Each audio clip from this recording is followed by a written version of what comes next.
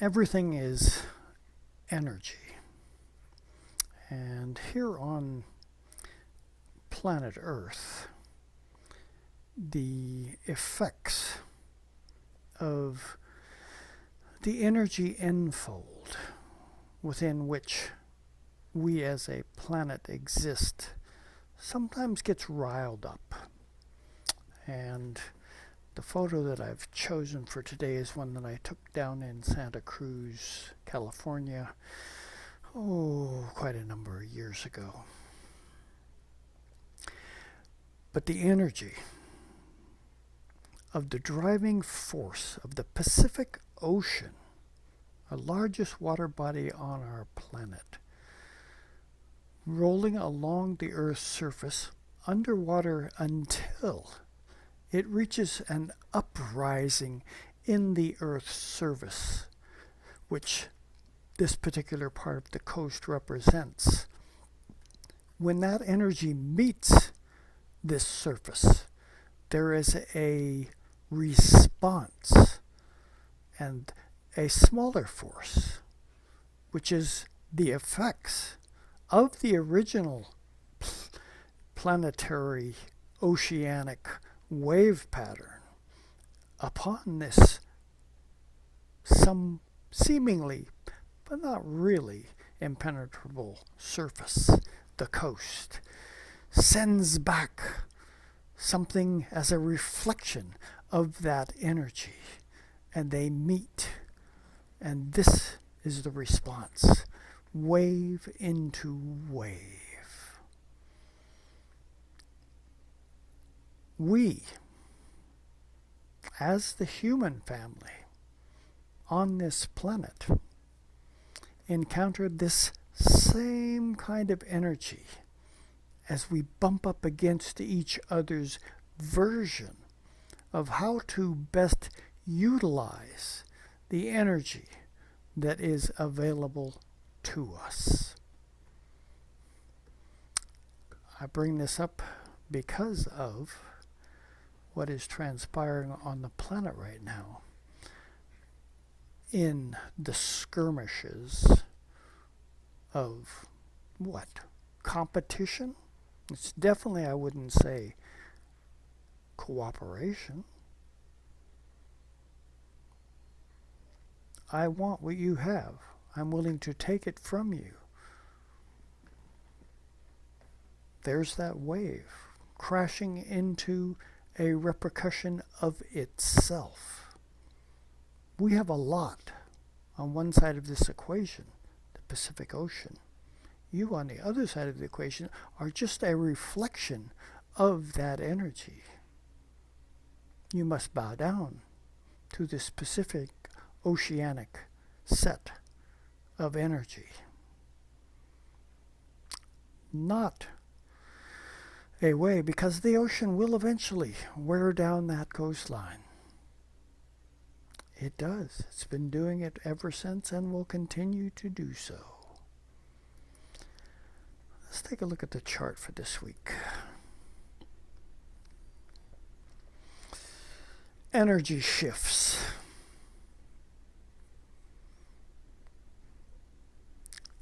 As we roll around that sun, the solar core of our universe, the Earth passes through different levels of energetic focus.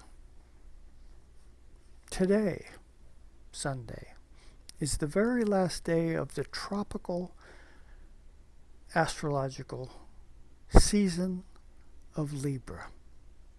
Happy belated birthday to all those on the Libra wavelength, and happy birthday to all those on the Scorpio wavelength. How the unfolding process of this celestial dance transpires, moving from one sign to the next, is that each sign where the sun and the earth are doing their dance brings into operation energy factors to tune into. And in the season of Libra, what we've been asked to ponder quite specifically is how well, how effectively am I going to be able to get along with you? Is there a partnership potential here where something might be able to grow out of that interaction experience that we have with one another? As we shift from that into Scorpio, what will be the natural outcome of what was developed while the sun was doing its dance through Libra? Scorpio is a water sign.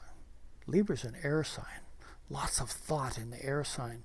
Water sign is an intense capacity to tune into, to sense, to actually, in one sense, from the Scorpio perspective, to penetrate as profoundly as possible into the ramifications of what are the outworkings of any partnership scenario. We're going to cover both the Scorpio-Taurus consideration because this week, the second of the eclipse season is going to transpire, which will be the lunar eclipse on Saturday. We will get to that.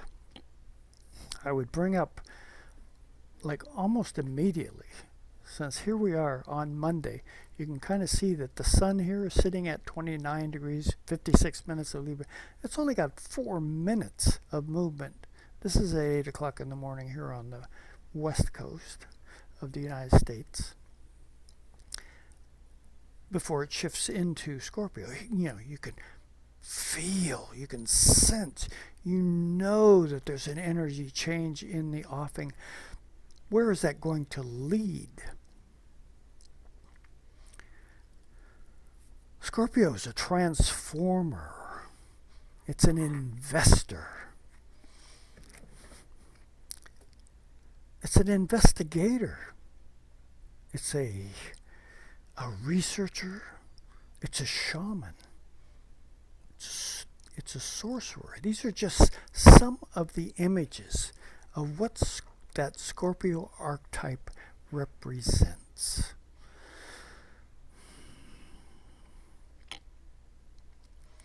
There's a factor. It's an intense factor that comes into play in the zone of Scorpio that oftentimes it doesn't make people overtly comfortable because of the intuitive nature of the scorpionic archetype. It quite often provides a level of insight between us as energy beings that makes it very challenging to hide behind some kind of an illusion. No matter how well we've formulated an illusion, if it's not honest, the Scorpio ability to look into it and see where it's coming from creates that level of discomfort in not only the person who is trying to live that illusionary level, but also the person who senses it. How do I, if I sense you're not telling me the honest truth in a situation, how do I work with that? Some would be inclined to blow that person with the illusion out of the water. What are the ramifications of that? Can you sense that vision that I was just showing you of my initial screen, the two waves colliding into one another? Oh yeah, that is definitely one of the options. And we have that situation transpiring on the planet now in actually in multiple theaters.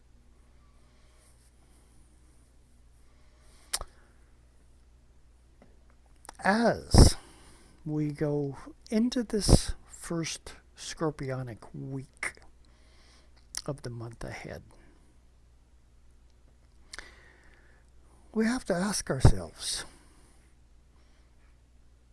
am I honest enough and willing enough to exist at a level of truth that I, have shared the experience of, hopefully, with others? This is the Libra season, so that I could grow from the difference of perspectives that I may have with somebody else, so that as I go into this much more profound and deeper water cycle that Scorpio represents, I can continue to utilize and develop at a much deeper interpersonal level with others. Hopefully, to facilitate a level of truth that holds steady and doesn't become bogged down in imaginary scenarios that I want to create that, may or may not carry that level of honesty that is required when doing that kind of deep scorpionic research into, looking at what are the mysteries of this life experience that we are participating in, and am I paying attention to them? Might there be something in that mysterious level of the life experience that has relevance, particular relevance, to how we interact with one another and with all of life? Not just our human dance that we're toying around with, but every aspect of the natural world that we, as energetic beings, are intimately a part of. We're all made up out of these same material organic elements from the physical point of view. Therefore, there is that energetic connection that we share with all of the material life on this planet, every part of it. We get to Scorpio, and the questions we have to ask ourselves: am I organically participating effectively with all the rest of the beings that inhabit this material world that I am dancing with? Or am I somehow seemingly separate from it? It's pretty easy to see. Is there challenges and fighting that you encounter every time you have to deal with something that nature lands on your doorstep? If so, highly likely that you are not in step with the natural flow of life here on planet Earth. Scorpio, a probing kind of energy. There's an intensity to it, a powerful intensity. It's not something to just, take lightly. Here's the second water sign of the zodiac. First one, we get the idea that there's some kind of a sense of connection that we have with each other. Scorpio says, what is that next step? Does your intuitive side tune into how to utilize effectively that exchange of energy that we can share with one another to, unravel those mysteries of the living experience. Scorpio is not about light kind of, everyday jibber jabber kind of things. It wants to get to the meat of a situation. What is the energy foundation at work? Is always the question that Scorpio wants to know. We all have a Scorpio part in us. You can't say, well, I'm not a Scorpio. Scorpio, any of the 12 signs for that matter, they're all a part of us in one way or another. And it would behoove us to make sure that as we do this celestial dance of going around the sun every year, we tune into each of those parts of us that are being enlightened in some fashion to awaken us to parts of ourselves that we might, want to slumber our way through. No, not. When I looked at the astrology for this week, besides the nice eclipse that we're having, and by the way, eclipses predominantly they are about change, and I think that that is always the key. And what I observed as to how to play this change game, I'm watching this Mars and this Mercury moving their way through Scorpio. Mars, by the way, traditional ruler of Scorpio. Mars is a driving energy, Mercury, how we communicate, how we think. And these two beings, celestial beings, they're working themselves closer and closer together because Mercury moves a lot faster than Mars does. Here we've already gone up to Friday of the week. You can kind of see that they are approaching an opposition to Jupiter across this Taurus Scorpio axis of the chart. I told you I was going to get to the Taurus Scorpio axis. Excuse me.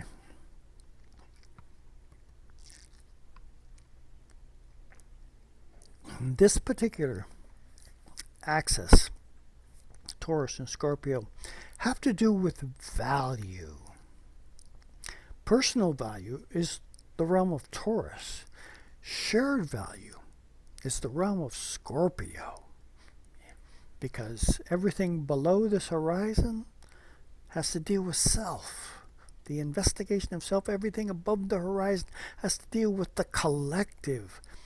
Personal resources, shared resources. You can kind of feel that energy at work here. And because of the fact that we're going to go into our lunar eclipse, here I've gone to Saturday, moon is in Taurus, sun is in Scorpio. You can guys see the moon here, 1 degree, 56, almost 2 degrees, and the moon moves at a degree every 2 hours. So in 4 hours, so around here on the west coast where I live, so around 8 o'clock in the morning or so. Well, the lunar eclipse is going to happen where the Earth is going to move between the sun and the moon. We won't see it here in the United States, but those people that are in nighttime, other side of the planet, yes, it is at work. And we have to ask ourselves, what are the changes that we are being asked to contemplate when it comes to the resource base, both personal and collective, on this planet? It's a full moon. It's Saturday. Do I want to spend my time wondering about my next conquest on a Saturday evening out on the town? Or are there more profound and relevant factors that I might want to, consider with the assistance of someone else. Scorpio. Jupiter, opposite from both the Sun and Mercury. Jupiter, yeah, it's retrograde, but it's still Jupiter. Jupiter wants to, kind of kick the energy up. What kind of energy is it kicking up? Mars energy. So this particular lunar eclipse has this opposition between Jupiter and Mars conjoined with some mercurial factors thrown in there. The exact opposition of Mars is at the same time as the lunar eclipse, but Mercury's so friggin' close to it. On Sunday, it will be exact with both Mercury and Mars at 11 degrees and some odd minutes in opposition to that Jupiter.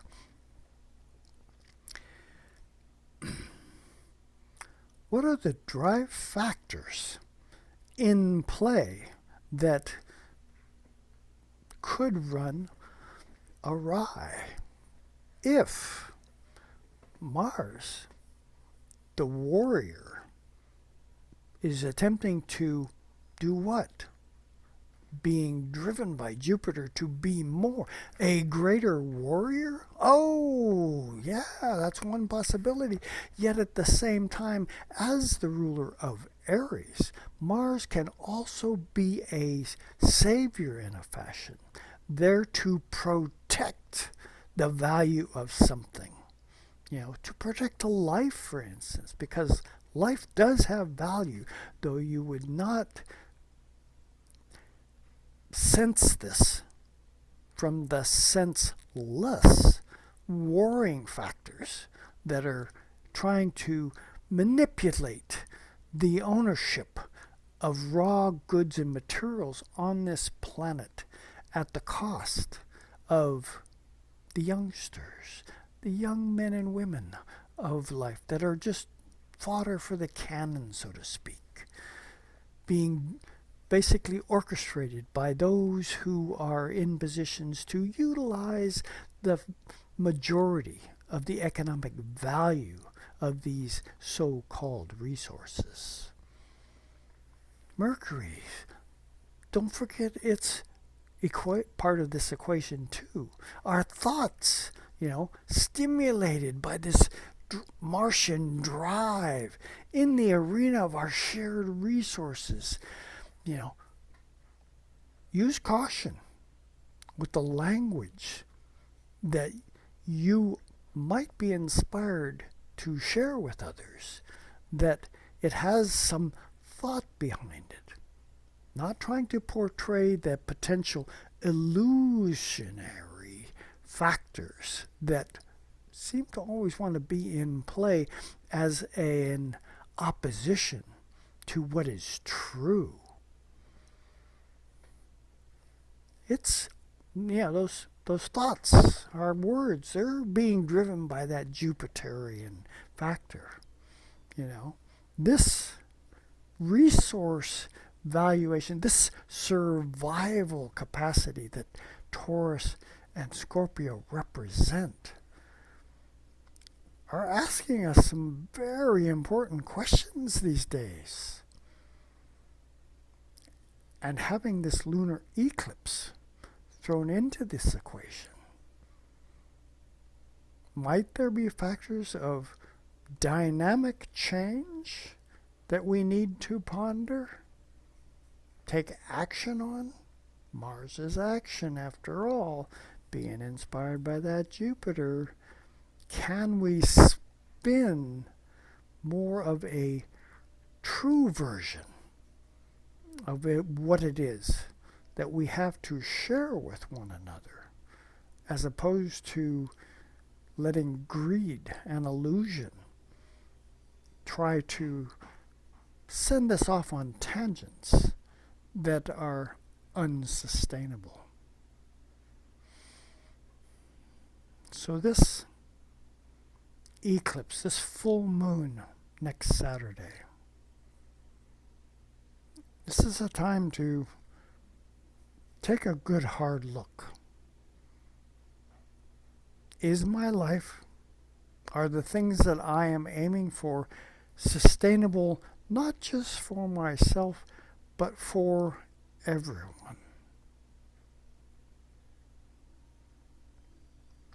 I can't give you the answer on that. This is a soul searching thing that you have to determine for yourself. You guys see Sunday, Mars, Mercury 11 degrees, Jupiter 11 degrees, and on the same day the moon has crossed over this Jupiter. The energy uptick of the lunar, how do you feel about what is potentially going on this planet right now? How is your soul connection to that at work?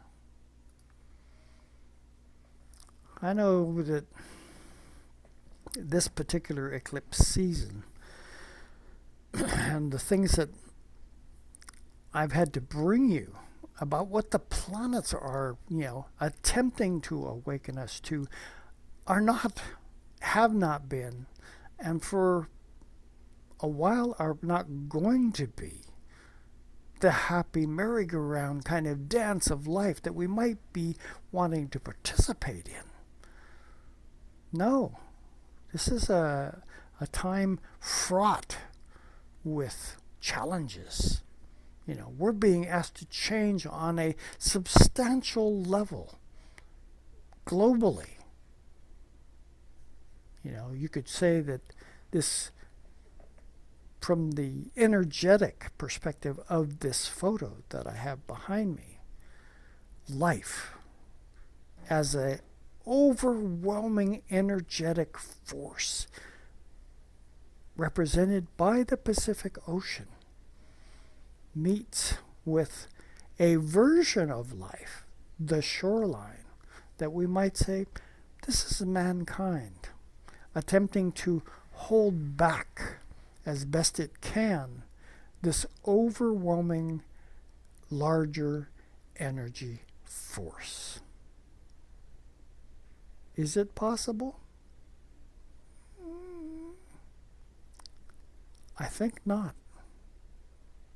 The water will eventually wear down anything that it continues to beat against. That is life.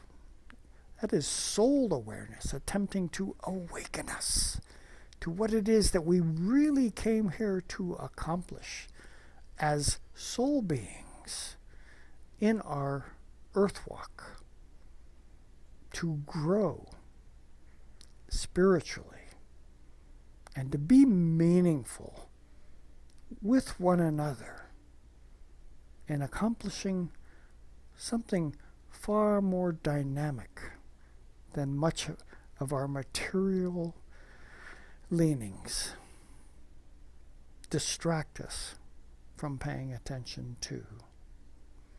Sorry for the heaviness of this presentation, but there's something very potent that is about. And I'm hoping, just hoping, that we awaken to that potential before the ramifications of that illusionary state that we seem to be inclined toward pushes us underneath the waves of that oceanic energy that is attempting to get our attention. That's all I got for this week. Thank you for hanging in there while I go off on.